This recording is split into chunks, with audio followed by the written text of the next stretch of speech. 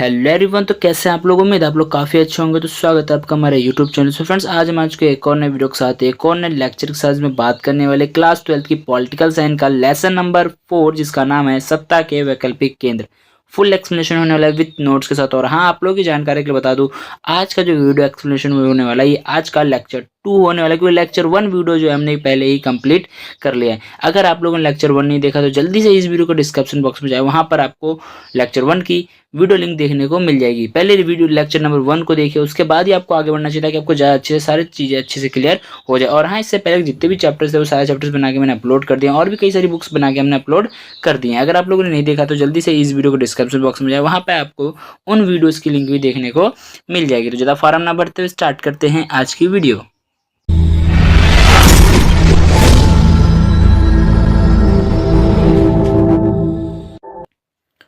So friend, जैसे कि मैंने बताया, आज हम पढ़ने वाले हैं चैप्टर नंबर 4 का लेक्चर नंबर 2, क्योंकि लेक्चर 1 जो है हमने कंप्लीट कर लिया है। तो जो भी स्टूडेंट, जो भी बच्चे जो है लेक्चर 1 देख के आए तो उनको पता होगा कि लास्ट वीडियो जो हमने एंड किया था आसियान क्षेत्रीय मंच पर। और आज का जो मेरा फर्स्ट टॉपिक होने वाला है वो होने वाला है चीन अर्थव्यवस्था का उत्थान, यानी कि चीन की जो अर्थव्यवस्था है उसका किस तरीके से उत्थान हुआ, किस तरीके से विदय एक कह सकते हो विकास हुआ या फिर उदय हुआ। ठीक है, ये सारी चीजें हम इसमें पढ़ने वाले हैं। तो मैं इसकी लेंथिंग को थोड़ा कर लेता हूँ पतला, और अगेन हम इसको करते हैं टॉपिक को स्टार्ट। फ्रेंड्स, आज का जो हमारा फर्स्ट पॉइंट है वो है चीन अर्थव्यवस्था का उत्थान। ठीक है, देखो, शुरुआती दौर में चीन इतना विकसित नहीं था। जो शुरुआत का टाइम था, टाइम पीरियड जब स्टार्टिंग टाइम पीरियड था, उस टाइम पे चीन इतना ज्यादा विकसित नहीं था जितना कि वर्तमान में है, जितना कि अभी हम इसको देख रहे हैं, इतना ये स्टार्टिंग में नहीं था। चीन ने जब 1978 में मुक्त व्यापार यानी कि खुले व्यापार की नीति को अपनाया था, तब से चीन अधिक तीव्रता से आर्थिक वृद्धि कर रहा है। जब उसने खुले व्यापार की नीति को अपनाया 1978 में, 1978 में, तब से ही क्या हुआ है, इसकी जो अधिक जो वृद्धि हुई है, चीन की जो आर्थिक वृद्धि स्टार्ट हुई है वो कब से हुई है? मुक्त व्यापार की नीति को अपनाने के बाद से हुई है। इतना क्लियर है? ठीक है, अब आता है नेक्स्ट पॉइंट क्या है हमारा, उसी में आगे।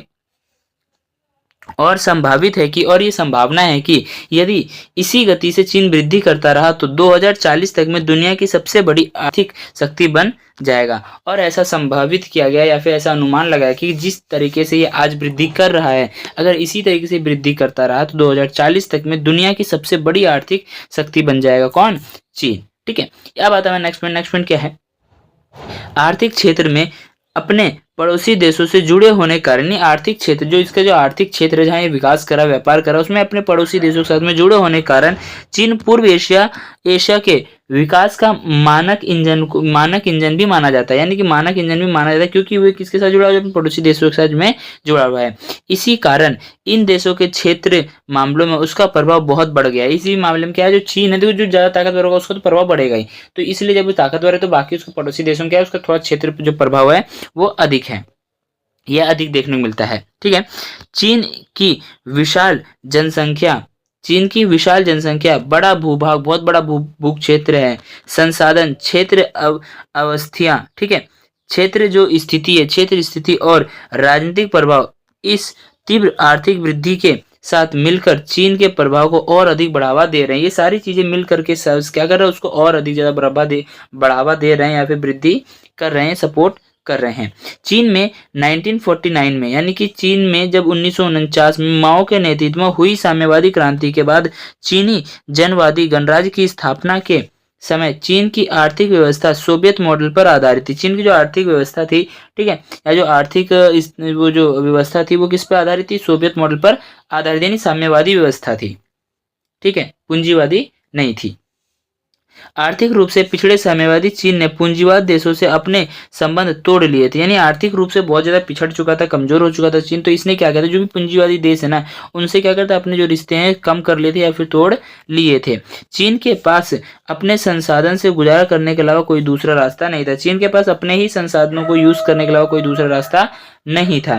चीन अपनी खेती से पूंजी निकालकर उद्योग में लगाता था। जो चीन था ना, वो क्या करता है, अपनी खेती जो करता है उसी खेती से पूंजी निकालता था और अपने उद्योगों में लगाता था। इसके पास विदेशी मुद्रा नहीं थी। इसके पास जो थी विदेशी मुद्रा नहीं थी, बाहर के अदर कंट्रीज की जो करेंसी थी वो नहीं थी। कोई भी व्यापार नहीं था, इसके पास कोई भी व्यापार नहीं था कि दूसरे देश के साथ भी व्यापार करे। इस कारण चीन ज्यादातर सामान घरेलू स्तर पर ही बनाता है। इसी तरह से जो चीन है वो क्या करता है, ज्यादातर सामानों को उत्पाद किस पे करता है, घरेलू स्तर पर ही करता है, यानी अपने क्षेत्र में ही करता है। इसलिए चीन में देखना ज्यादातर वहाँ पे हमें बहुत सारी चीजें हमें देखने को मिल जाती है ना। तो चीन क्या है, बहुत बहुत चीजें सारी चीजें चीन बना लेता है अपने ही क्षेत्र में, अपने घरेलू स्तर पर। ठीक है, 1972 में चीन ने 1972 में चीन ने अमेरिका से संबंध बनाकर राजनीतिक और आर्थिक एकांतवास को खत्म किया। यानी कि चीन जो था 1972 में अमेरिका से संबंध बना करके इसने क्या किया, राजनीतिक और आर्थिक जो एकांतवास थी एक तरफ हो गया था, उसमें से उसको उसने खत्म कर दिया। चीन के प्रधानमंत्री को होते चाउ एन लाई ने कृषि, उद्योग, सेना और विज्ञान प्रौद्योगिकी के क्षेत्र में आधुनिकीकरण किया, यानी कि उसमें कुछ ना कुछ चेंजेस किए। 1978 में चीन के नए प्रधानमंत्री देंग श्योंगपेंग ने, ये सब नाम जो है थोड़ा याद रखना, ठीक है, देंग श्योंगपेंग ने मुक्त व्यापार की नीति अपनाकर व्यापार के लिए नए मार्ग खोल दिए। यानी कि क्या हुआ, जब 1978 में यानी 1978 में चीन के नए प्रधानमंत्री है जिसका नाम क्या था, देंग श्योंगपेंग ने, उन्होंने क्या किया, मुक्त व्यापार की नीति को अपनाया और व्यापार के नए मार्गों को खोल दिया। ठीक है, उसके बाद चीन ने तेजी से व्यापार किया। उसके बाद क्या हुआ, चीन जो था उसने बहुत ही तेजी से व्यापार किया तथा उसके पास अब विदेशी मुद्रा की कोई कमी नहीं थी, तथा अब चीन के पास में विदेशी मुद्रा की कोई भी कमी नहीं थी। दूसरे देशों में निवेश करने लगा। चीन था वो क्या करने लगा, दूसरे देशों में निवेश करने लगा, जिससे उसकी रफ्तार को देखकर ये कहा जाने लगा कि 2040 चीन दुनिया की सबसे बड़ी अर्थव्यवस्था बन जाएगी। जिसकी उसकी रफ्तार को देख करके बाकी देश अनुमान लगाने लगे 2040 तक में दुनिया की सबसे बड़ी अर्थव्यवस्था वाला देश बनेगा या बन जाएगा। 1982 में चीन में खेतों का निजीकरण किया गया, यानी किसी जो निजीकरण मीन्स क्या होता है, प्राइवेट सेक्शन किया गया, यानी कि एक हाथों में दे दिया गया। उसके बाद 1998 में उद्योगों का निजीकरण किया गया। उसके बाद क्या हुआ, 1998 में जो उद्योग थे ना, बड़े बड़े उद्योगों को निजीकरण किया गया। ठीक है, व्यापार वगैरह परमिट वगैरह का उन्होंने सिस्टम कर दिया था, लाइसेंसिंग वगैरह। व्यापार अवरोध को केवल विशेष आर्थिक क्षेत्र के लिए ही हटाया गया। जो व्यापार के जो अवरोध थे, यानी व्यापार में आने वाली जो भी आड़े थी, जो भी अड़चने थी, समस्याएं थी, उनको सिर्फ किसके लिए हटाया गया, जो आर्थिक क्षेत्र, जो विशेष आर्थिक क्षेत्र थे ना, उनके लिए ही हटाया गया। जहां विदेशी निवेशक जहां पर जो विदेशी निवेशक यानी बाहर के जो निवेशक हैं अदर कंट्रीज का, वो आकर के अपना उद्योग लगा सके, ताकि हमारा अच्छा कंट्री डेवलप करे, विकास करे। इस विकास के माध्यम से चीन की ग्रामीण आय बढ़ी। इस विकास के माध्यम से चीन की जो ग्रामीण आय थी वो बहुत ज्यादा बढ़ी। उद्योगों की स्थापना की गई, बड़े बड़े उद्योगों की स्थापना होने लगी। सन 2001 में चीन WTO का सदस्य बना, यानी WTO मीन्स क्या है, वर्ल्ड ट्रेड ऑर्गेनाइजेशन। ठीक है, सन 2001 में क्या हुआ, जो चीन था वो WTO का सदस्य बन गया। अब चीन का इतना ज्यादा वर्चस्व हो चुका था कि अमेरिका, रूस, जापान, आसियान के सभी देश पुराने विवादों को भूलकर चीन के साथ व्यापार करने को तैयार थे। यानी चीन इतना ज्यादा आगे आ चुका था कि सभी देश पुराने जितने विवाद थे उन सभी को भूल करके उसके साथ में जुड़ना चाहते थे, व्यापार करना चाहते थे। इतना क्लियर है? ठीक है, अब आता है नेक्स्ट पॉइंट क्या है, भारत और चीन का विवाद। हम देखने वाले भारत और चीन का कैसे किस मुद्दे पे विवाद रहा है, कैसे कैसे विवाद रहा है। भारत और चीन के बीच लद्दाख के हिस्से को लेकर के विवाद रहा है। लद्दाख के हिस्से को लेकर के हमेशा विवाद रहता है, भारत और चीन के बीच में चलता ही रहता है, जिसे हम अक्साई चीन के नाम से भी जानते हैं। डन है? ठीक है, विवाद का एक और मुद्दा अरुणाचल प्रदेश को लेकर भी है। विवाद का एक और मुद्दा चीन के साथ जो है अरुणाचल प्रदेश को लेकर के भी है। इसमें चीन कुछ हिस्सा अपना बताता है। जैसे चीन जो है ना, ये क्या करता है, अरुणाचल प्रदेश में अपना कुछ हिस्सा जो है बताता है। ठीक है, अरुणाचल प्रदेश में वो वाला हिस्सा कौन सा, जिसे हम नेफा के नाम से जानते हैं, जिसे हम क्या कहते हैं, नेफा कहते हैं। ये सभी आपके 1 नंबर क्वेश्चन में आ सकते हैं, तो इनका ध्यान रखना कि कौन कौन से है। ठीक है, देखो भारत और चीन के बीच में सबसे पहले जो बड़ा मुद्दा रहा है वो लद्दाख का रहा है, जिसे हम अक्साई चीन के नाम से जानते हैं। ठीक है, प्लस दूसरा मुद्दा है अरुणाचल प्रदेश को लेकर के भी रहा है, जहाँ पे कुछ हिस्सा जो है चीन जो है अपना बताता है, नेफा को। डन है। 1962 यानी 1962 के युद्ध को लेकर भी दोनों देशों के बीच में विवाद रहा है। यानी 1962 में जो युद्ध हुआ था भारत और चीन का, उसको लेकर भी क्या रहता है कि मतभेद रहता है, विवाद रहता है। 1962 के युद्ध में भारत ने सैनिक पराजय झेलनी पड़ी थी। भारत यानी कि जब 1962 के टाइम पे जब युद्ध हुआ था, उस टाइम पे भारत को सैन्य पराजय झेलनी, जो भारत था ना वो हार गया था। ठीक है, और भारत चीन संबंध पर इसका दीर्घकालिक प्रभाव पड़ा था। बहुत लंबे टाइम तक में इसमें प्रभाव पड़ा था। देखो, जब नेहरू जी ने कहा था ना कि हम भाई भाई से साथ मिलेंगे, तो ऐसे चल रहा, लेकिन ऐसा नहीं हुआ था। चीन ने लास्ट टाइम पे हमें धोखा दे दिया था। तो इस वजह से कभी बहुत दीर्घकालीन तक हमें इसका सामना करना पड़ा और फेस करना पड़ा इसी प्रॉब्लम्स को।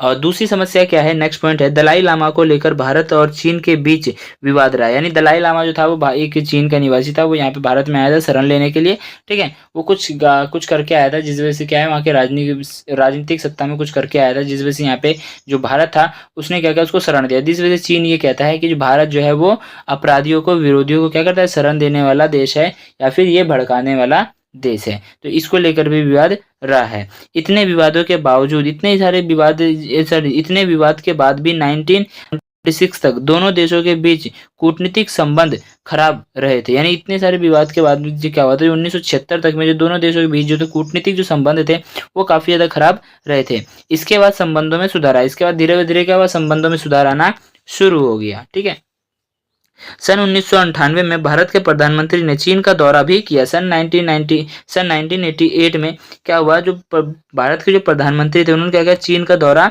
किया, जिससे संबंधों में सुधार आया। जिससे क्या हुआ, संबंधों में थोड़ा बहुत सुधार आया। 1999 से भारत और चीन के बीच व्यापार में 30% वार्षिक दर से वृद्धि हो रही थी। यानी 1999 में क्या हुआ, जो भारत और चीन के बीच जो व्यापार चल रहा था उसमें 30% वार्षिक दर से वृद्धि होने लगी। हर वर्ष में 30% से वृद्धि हो रही थी।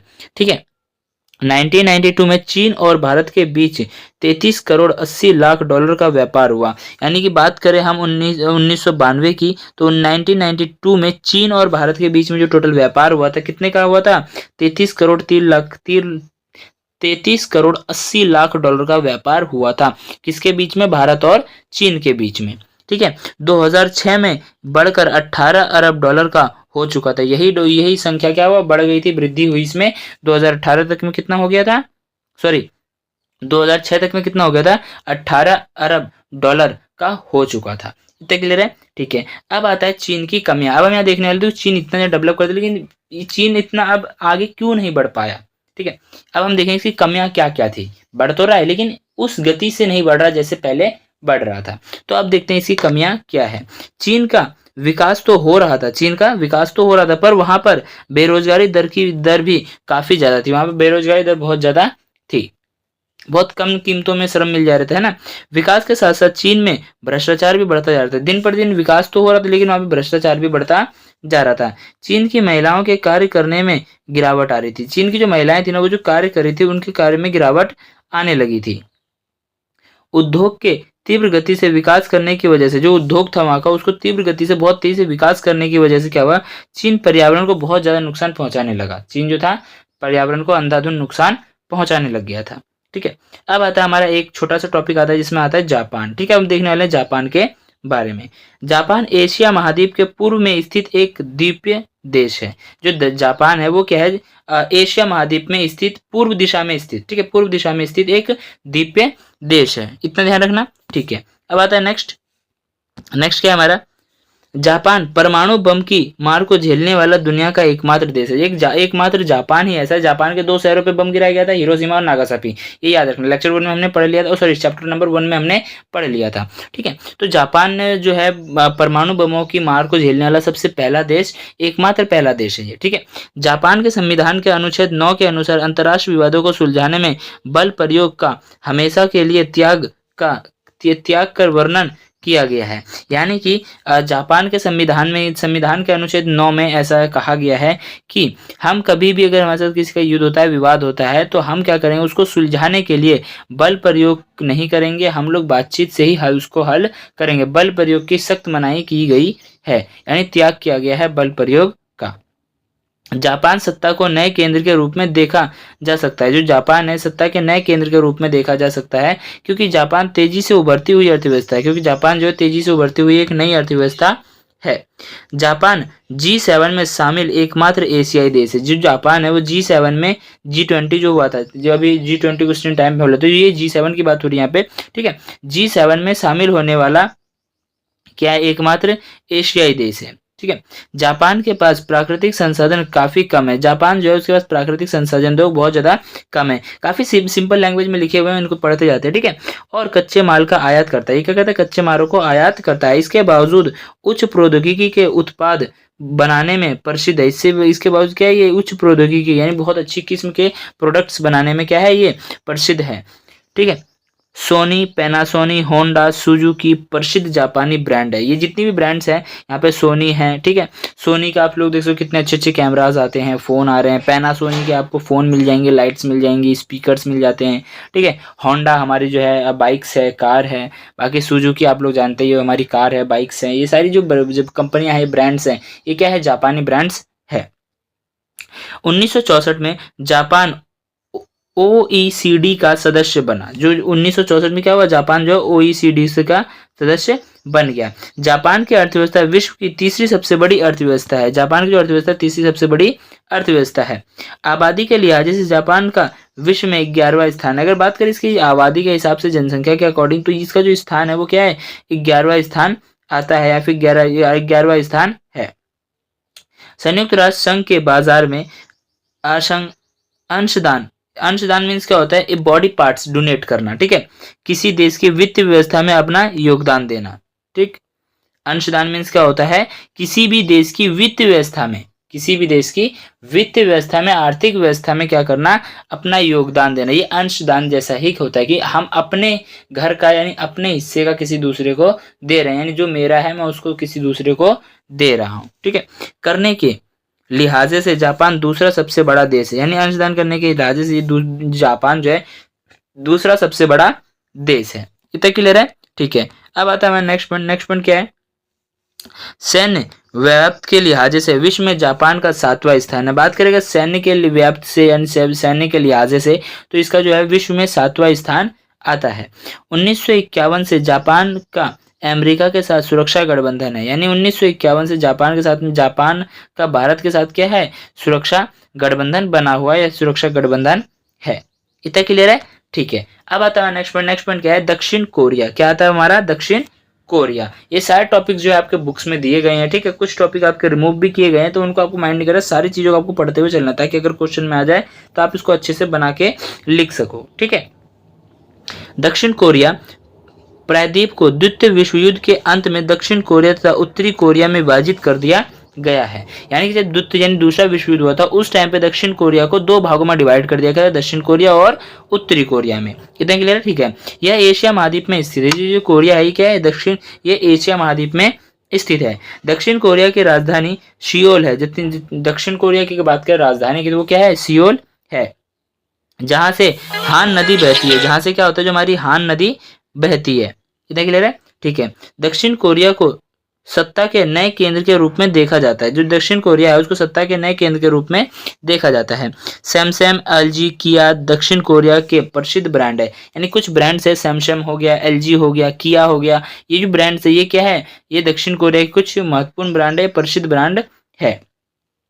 1960 के दशक में 1960 के दशक से 1980 के दशक के बीच दक्षिण कोरिया का आर्थिक शक्ति के रूप में तेजी से विकास हुआ। यानी कि क्या है? 1960 के दशक से 1980 के दशक के बीच में दक्षिण कोरिया का जो आर्थिक शक्ति के रूप में तेजी से विकास हुआ, यानी एक नई आर्थिक शक्ति के रूप में बहुत तेजी से विकास हुआ 1960 से 1980 के दशकों के बीच में। डन, ठीक है। 1960 में दक्षिण कोरिया ओईसीडी का सदस्य बना। यानी कि 1960 में क्या हुआ? दक्षिण कोरिया जो ओईसीडी का सदस्य बना। 2017 में दक्षिण कोरिया की अर्थव्यवस्था विश्व की 11वीं सबसे बड़ी अर्थव्यवस्था थी। यानी बात करें इसकी अर्थव्यवस्था की, तो 2017 में दक्षिण कोरिया की जो अर्थव्यवस्था थी विश्व की सबसे बड़ी अर्थव्यवस्था थी। कब? 2017 में। मानव विकास रिपोर्ट 2016 के अनुसार विश्व में दक्षिण कोरिया का एचडीआई रैंक 18वां है, ठीक है। यानी कि बात करें मानव रिकॉर्ड के हिसाब से कि यहाँ पे मृत्यु दर, शिशु दर और जन्म दर, तो इनकी बात करें आईसीडी के हिसाब से, तो क्या है? यहाँ के जो दक्षिण कोरिया का जो आईसीडी रैंक है वो 11वां स्थान प्राप्त करता है, 11वां स्थान है। दक्षिण कोरिया के उच्च मानव विकास के लिए मानवों का सही विकास करने के लिए जिम्मेदार प्रमुख कारकों में सफल भूमि सुधार, ग्रामीण विकास, व्यापार, मानव संसाधन विकास शामिल है। इसमें देखो मानवों के विकास के लिए कई सारी चीजों को शामिल किया गया है। प्रमुख कारकों में देखो फसल भूमि, ठीक है, सफल भूमि का भूमि सुधार करे, ठीक है, ग्रामीण विकास करे, व्यापक मानव संसाधन विकास शामिल है, यानी बड़े बड़े स्तर पर मानवों का मानव संसाधनों का विकास करे। इतना क्लियर है, ठीक है। अब आता है नेक्स्ट पॉइंट। नेक्स्ट पॉइंट क्या है, सैन्य व्याप्ति के लिहाज, सैन्य के लिहाज से देखें तो दक्षिण कोरिया का 10वां स्थान आता है विश्व में, ठीक है। अब आता है हमारा लास्ट पॉइंट क्या है, लास्ट पॉइंट है दक्षिण कोरिया उच्च प्रौद्योगिकी के लिए प्रसिद्ध है। जो दक्षिण कोरिया ये बहुत अच्छी प्रौद्योगिकी के लिए प्रसिद्ध है, यहाँ पे बहुत अच्छी टेक्नोलॉजी है। सो फ्रेंड्स आज का जो ये हमारा लेक्चर है यानी लेक्चर 2 जो है यहीं पे एंड होता है और चैप्टर 4 का भी यहीं पे एंड होता है। तो मुझे उम्मीद है आपको मैंने जितनी चीज़ें पढ़ाई हैं सारी चीज़ें क्लियर हो गई। पहले कुछ बैकग्राउंड नोट्स आ रही हैं, कहीं पे प्रॉब्लम हुई थोड़ी पढ़ने में, तो उसके लिए सॉरी, आप लोगों ने इग्नोर करे और ध्यान से इस वीडियो को देखें। और अगर आपको नहीं समझ में आता है तो एक बार और देखें, आपको सारी चीज़ें अच्छे से क्लियर हो जाएंगी। बहुत ही ज़्यादा ईजी लैंग्वेज में सारे नोट्स लिखे गए हैं। तो आज की वीडियो को यहीं पर एंड करते हैं। मुझे उम्मीद आपको यहाँ तक सारी चीज़ें समझ में आ गई होंगी। और वीडियो अच्छी लगी तो वीडियो को लाइक करें, अपने यार दोस्तों में शेयर करें ताकि वो लोग भी हमारी वीडियो देखें और कुछ नया उन्हें सीखने को मिले। और हाँ, कोई भी डाउट है, कोई भी प्रॉब्लम है तो वीडियो को कमेंट बॉक्स में जाकर कमेंट करें, मैं पूरी कोशिश करूंगा आपके डाउट को क्लियर कर दूं। और ध्यान से चैनल को सब्सक्राइब करके बेल आइकन को ऑन कर लेना ताकि आने वाली जितनी भी न्यू वीडियोस है उन सभी की नोटिफिकेशन आप लोगों तक पहुंच जाए। तो मिलते हैं नेक्स्ट वीडियो में नेक्स्ट टॉपिक के साथ, तब तक के लिए bye bye. Thanks for watching this video.